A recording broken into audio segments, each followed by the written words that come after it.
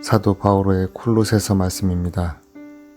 그리스도 예수님은 보이지 않는 하느님의 모상이시며 모든 피조물의 맏이십니다. 만물이 그분 안에서 창조되었기 때문입니다.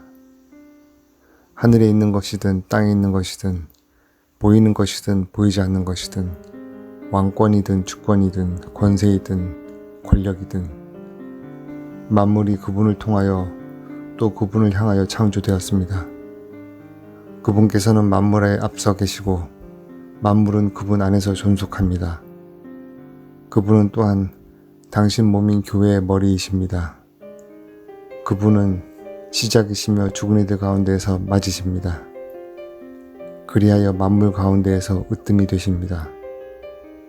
과연 하느님께서는 기꺼이 그분 안에서 온갖 충만함이 머무르게 하셨습니다.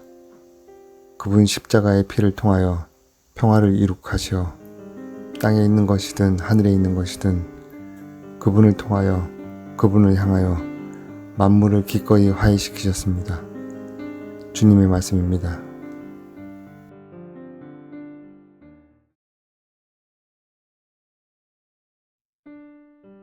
탈출기의 말씀입니다. 그 무렵 요셉을 알지 못하는 새 임금이 이집트에 군림하게 되었다. 그가 자기 백성에게 말하였다. 보아라, 이스라엘 백성이 우리보다 더 많고 강해졌다. 그러니 우리는 그들을 지혜롭게 다루어야 할 것이다. 그러지 않으면 그들이 더욱 번성할 것이고 전쟁이라도 일어나면 그들은 우리 원수들 편에 붙어 우리에게 맞서 싸우다 이 땅에서 떠나가 버릴 것이다. 그래서 이집트인들은 강제노동으로 그들을 억압하려고 그들 위에 부역 감독을 세웠다. 그렇게 하여 이스라엘 백성은 파라오의 양식을 저장하는 성읍 곧 피톤과 라메세스를 짓게 되었다. 그러나 그들은 억압을 받을수록 더욱 번성하고 더욱 널리 퍼져나갔다. 이집트인들은 이스라엘 자손들을 두려워하게 되었다. 그리하여 이집트인들은 이스라엘 자손들을 더욱 혹독하게 부렸다. 진흙을 이겨 벽돌을 만드는 고된 일과 온갖 드릴 등 모든 일을 혹독하게 시켜 그들의 삶을 쓰디쓰게 만들었다. 마침내 파라오가 온 백성에게 명령하였다. 히브리인들에게서 태어나는 아들은 모두 강에 던져버리고 딸은 모두 살려두어라. 주님의 말씀입니다.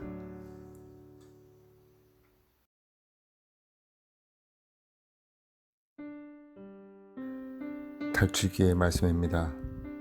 그 무렵 레위 집안의 어떤 남자가 레위의 딸을 아내로 맞이하였다.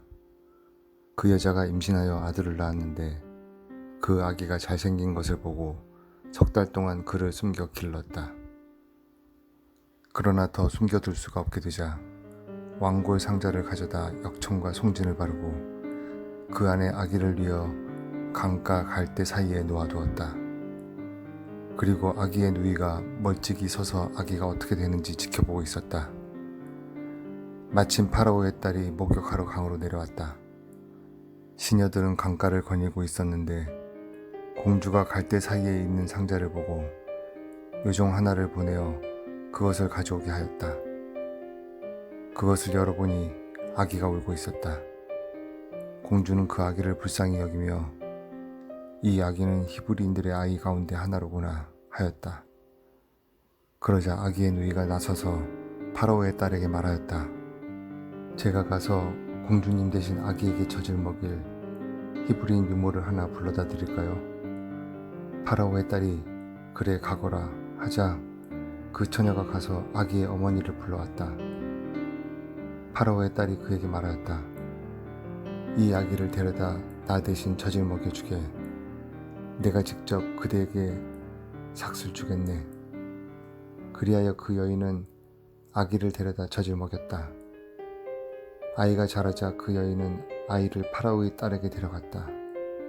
공주는 그 아이를 아들로 삼고 내가 그를 물에서 건져냈다 하면서 그 이름을 모세라 하였다. 모세가 자란 뒤 어느 날 그는 자기 동포들이 있는 데로 나갔다가 그들이 강제 노동하는 모습을 보았다.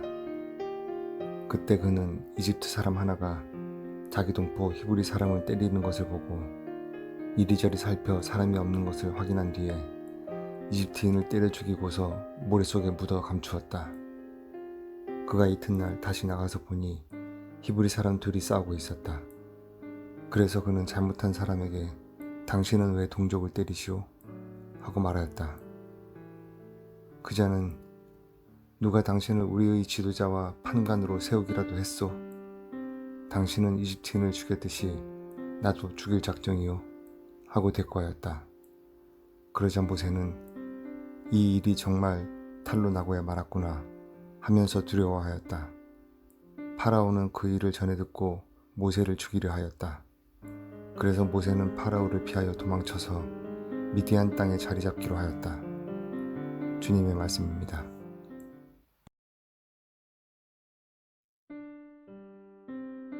탈출기의 말씀입니다.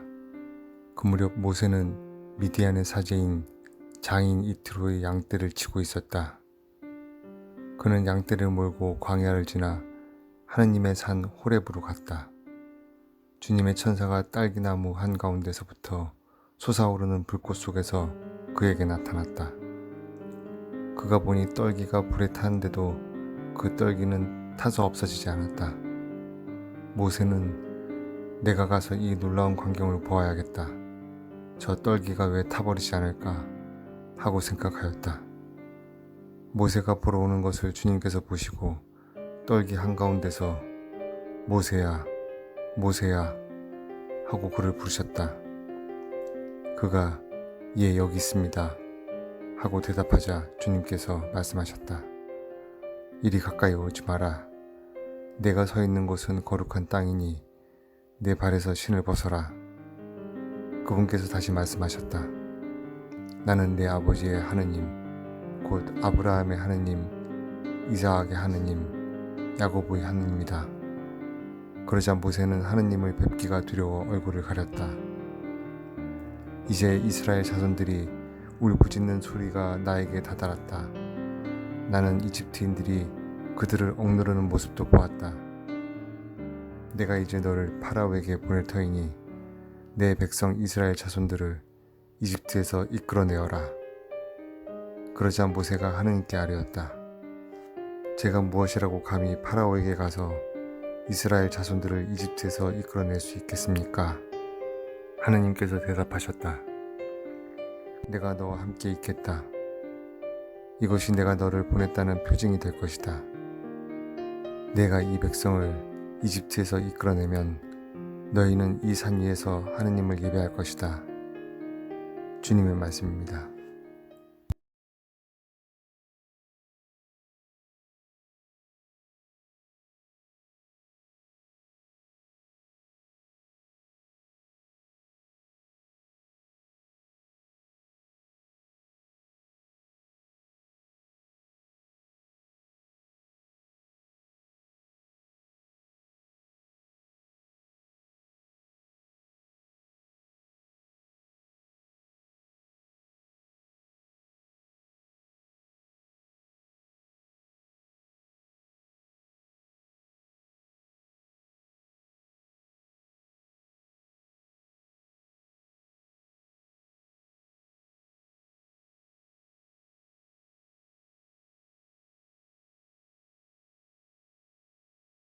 탈출기의 말씀입니다. 그 무렵 떨기나무 한가운데에서 주님의 목소리를 들은 모세가 하느님께 아뢰었다.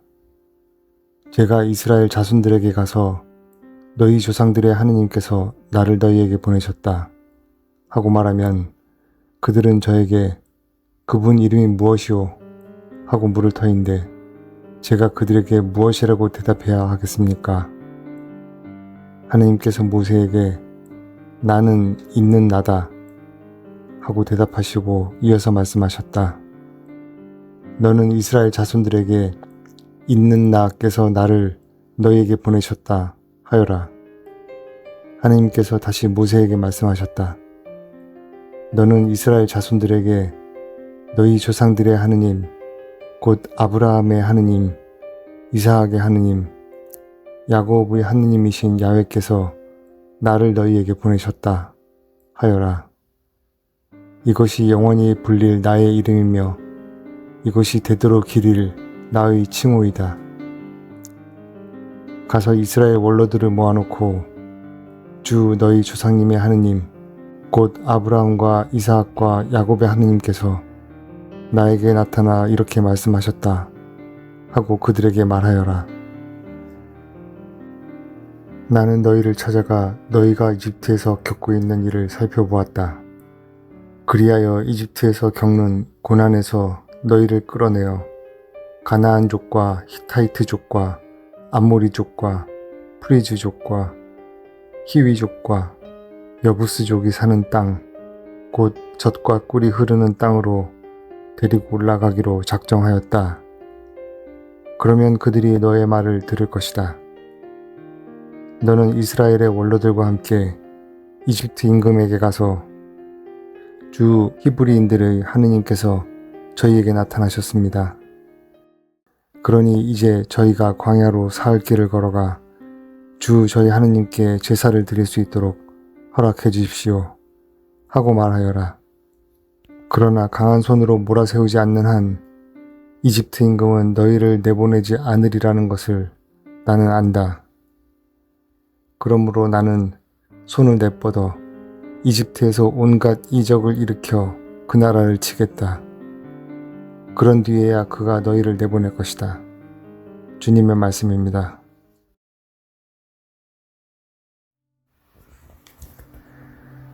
탈출기의 말씀입니다. 그 무렵 모세와 아론은 파라오 앞에서 모든 기적을 일으켰다. 그러나 주님께서는 파라오의 마음을 완고하게 하셨다. 그리하여 파라오는 이스라엘 자손들을 자기 땅에서 내보내지 않았다. 주님께서는 이집트 땅에서 모세와 아론에게 말씀하셨다. 너희는 이달을 첫째 달로 삼아 한 해를 시작하는 달로 하여라. 이스라엘의 온 공동체에게 이렇게 일러라.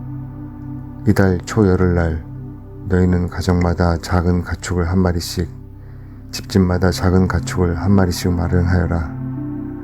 만일 집에 식구가 적어 짐승 한 마리가 너무 많거든 사람 수에 따라 자기 집에서 가장 가까운 이웃과 함께 짐승을 마련하여라. 저마다 먹는 양에 따라 짐승을 골라라. 이 짐승은 1년 된 흠이 없는 수컷으로 양이나 염소 가운데서 마련하여라. 너희는 그것을 이달 14날까지 두었다가 이스라엘의 온 공동체가 모여 저녁 어스름에 잡아라. 그리고 그 피를 받아서 짐승을 먹을 집의 두 문설주와 상인방에 발라라. 그날 밤에 그 고기를 먹어야 하는데 불에 구워 누룩 없는 빵과 쓴나물을 곁들여 먹어야 한다. 그것을 날로 먹거나 물에 삶아서 먹어서는 안 된다. 머리와 다리와 내장이 있는 채로 불에 구워 먹어야 한다. 아침까지 아무것도 남겨서는 안 된다. 아침까지 남은 것은 불에 태워버려야 한다.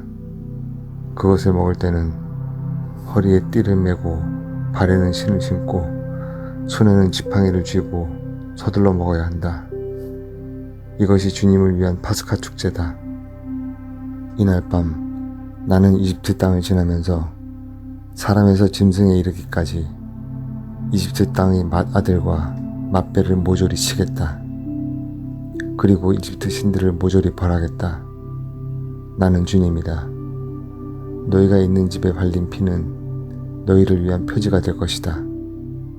내가 이집트를 칠 때 그 피를 보고 너희만은 거르고 지나가겠다. 그러면 어떤 재앙도 너희를 멸망시키지 않을 것이다. 이날이야말로 너희의 기념일이니 이날 주님을 위하여 축제를 지내라. 이를 영원한 규칙으로 삼아 대대로 축제일로 지내야 한다. 주님의 말씀입니다.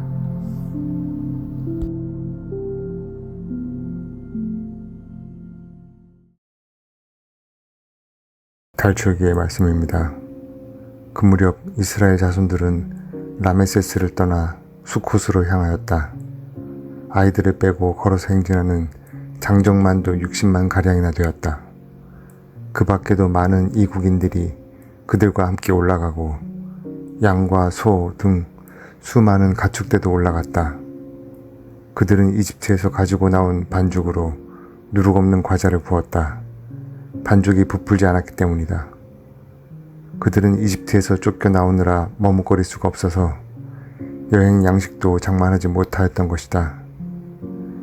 이스라엘 자손들이 이집트에서 산 기간은 430년이다. 430년이 끝나는 바로 그날 주님의 모든 부대가 이집트 땅에서 나왔다. 그날 밤 주님께서 그들을 이집트에서 이끌어내시려고 밤을 새우셨으므로 이스라엘의 모든 자손도 대대로 주님을 위하여 이 밤을 새우게 되었다. 주님의 말씀입니다.